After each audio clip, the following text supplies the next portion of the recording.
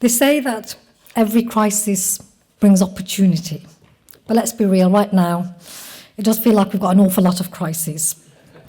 A world at war, a planet on fire, a Britain that's broken by greed, by fear, by lies. We've got an insurgent, reform, cruel party, and a Labour Party of cowardice. Two wings of the same vulture, circling over the wreckage of working class life. And if you want proof of how united they actually are, look no further than Birmingham, where I've come tonight. This Thursday, my city's football team, Aston Villa, plays Israel's football team, the Maccabi Tel Aviv. And what did we see? Every single leader of the so-called mainstream parties in this country, from Badenoch to Starmer and even Davy crawling out, lining up to condemn the banning of violent Israeli football fans. Not a word about the safety of Birmingham's Muslim communities, not a whisper about the record of those fans, most of whom will have been IDF trained, whose violence and vile racism is well documented. Just recently in Amsterdam, where we heard their chants of death to Arabs, gloating over the murder of Gaza's children and threatening the rape of Arab women. But instead, they were busy smearing us, painting Birmingham Muslims as anti-Semitic, as violent as the problem. Let me tell you, my city is not the problem. The problem is leaders who see more danger in a child or elderly person waving a Palestinian flag than in a government dropping bombs on the children of Gaza.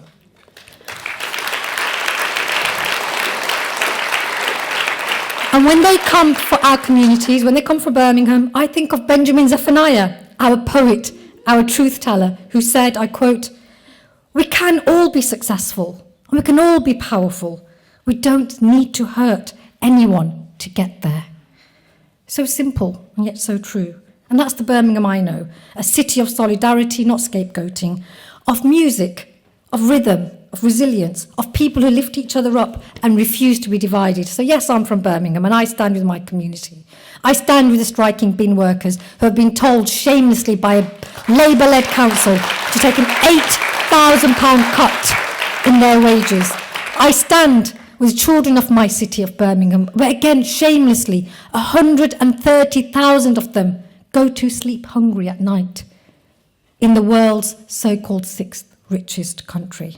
And I make no apology for standing up for justice everywhere, including Palestine. And that's what this party, if it means anything, must stand for too. When your party launched, before even the name Your Party was official and still isn't official, over 800,000 people signed up, because that is the thirst, the need of people up and down this country. There's been a genuine enthusiasm, and I believe, and I declare unapologetically that as chair of the interim organising committee at that time, and Andrew was there, Mark was there, where we thrashed out this vision and we nudged Jeremy, and we were really enthusiastic about the idea of Zarah Sultana, a voice of the new generation, being part of this movement right from the start. And that energy was infectious, and that vision is real, and still is. Alongside many of you, I've been heartbroken, frustrated, devastated, I admit, to see the infighting at the top, the legal threats, the control and the cliques, the same old tide politics that broke, actually, left so many times. That's before even the establishment came for us, and we were girding ourselves for that. So I know it's demoralising. But the 50,000 people who have signed up, and I honestly believe it should have been 500,000. And had we not had that infighting, I believe that's where we would be. But it's all very well saying woulda, coulda, shoulda. We've got to deal with realities. And the fact that you are here, and the fact that I know, because I'm still going up and down the country, in places like Manchester, Sheffield, as well as our coastal towns, right up in Glasgow, people are still determined, getting together, thrashing out what the vision should be. And actually, we always say, don't we, this party should be bottom up. It still is. Because no matter how flawed, and all of us are flawed as humans, let's be real. You know, if we were going to rely on somebody else to save us, don't do that. We should have learned that before anyway. And as a mother, I can say, giving birth is never easy. And I think we're seeing some of those birthing pangs. And watch for the terrible twos when they come as well. So we've got to think of the longer term here and not get disheartened by the setbacks that we're seeing. And I'm actually proud and grateful at seeing the insurgency of the Green Party, as when we were beginning to think about the idea of launching this new party on the left, when we saw the vacuum, there was no guarantee that Zach Palanski was going to win, and we didn't know what kind of leader he would be. I don't see that as a threat. I see that as an opportunity. And I'm going to use my few minutes to say what we need to see in this party, first on an internal point, is a genuine transparency and accountability and democracy. We know when we don't have those, that we will fail. And that takes discipline, actually. It takes generosity, it takes compassion, all these wishy-washy sounding words, which are actually flipping difficult to enact. And that's what we're seeing, in solidarity to Andrew and to all those other people who have been hung out to dry and smeared in a relentless and unfair manner. And we have to learn from those lessons. We're not going to paper over them. We've seen it happen too many times, and good comrades are thrown under the bus. And we cannot stand for that. If we say we stand for solidarity out there, we have to have solidarity inbuilt into our own culture. And that should have come, I believe, by setting a culture and example right from the top. But I think that's something we will have to enact from the grassroots and bottom up and demand that from the leadership, whichever leadership emerges eventually. And I don't think it's a good idea to delay that till next January or March. I think that's going to also add to the frustration that many activists are already feeling up and down the country. But I have hope still.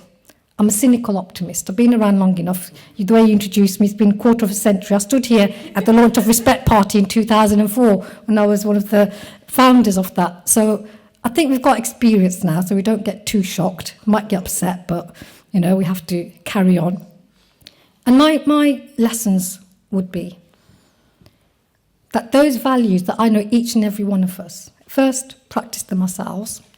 Secondly, as part of building an internal democratic structure, we have to be reaching out. And I really appreciate what Michael Lafayette said, that we should not just be appealing to the most hardline, most sectarian elements within our movements. We have to be thinking this is an electoral endeavour. We have to be getting the widest coalition possible. And that means not having purity tests.